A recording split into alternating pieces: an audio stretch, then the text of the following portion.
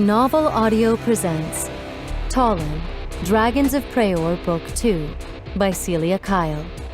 Read for you by Todd, Mrozek, and Mandy Lane.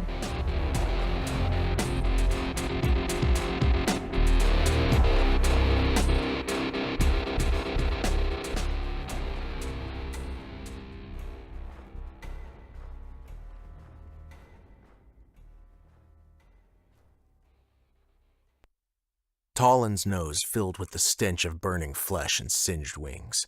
The scent overwhelmed all else to the point that he could not identify the attackers. The traitors.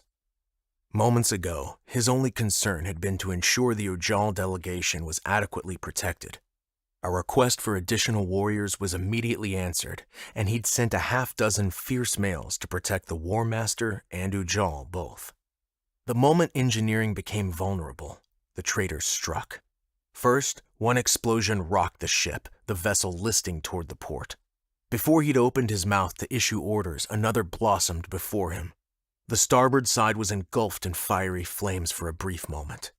Fire that could not touch him or any other Preor. They were born of the flames, their bodies producing heat as if their very blood was replaced by fire. The explosion was merely a distraction. The deadly assault came immediately after. With the first roll of orange and yellow that blew the panels off engineering's portal, Taulan broke into a run. He shifted his wings aside and reached back. His hands found his blades easily, the worn handles melding to his palms after all these years. Passed from one generation to the next, they were as old as the Pavon family, older than even War Master Jarek's blades. The handles of the honed metal filled one hand and then the other, wicked silver gleaming in the now dim halls. The ship quickly suppressed the flames, but it did nothing for the rest of the chaos. Taulan stepped into the hall and blocked the first strike, meeting his attacker's gaze. The training master, Preor, snarled at him, baring his long fangs. Preor hissed two words that identified him as the enemy. "For purity!" Purity. Purity of the Preor blood, purity of their race, purity of their souls.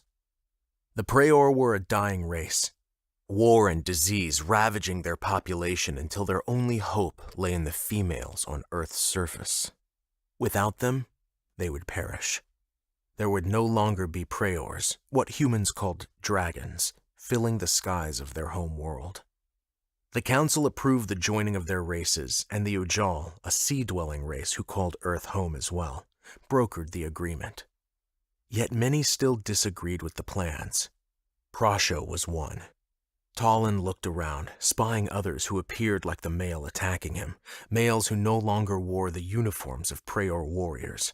They attacked others, metal swinging through the air and finding home in flesh and bone. Screams warred with grunts, the tang of blood mingling with the musk of sweat. These males fought for purity? Taulan fought for his own reason, one that spurred his males into action as well. He bared his own fangs, locking blades with Preor for a brief moment before gathering his strength and shoving the male back several steps. "For honor!"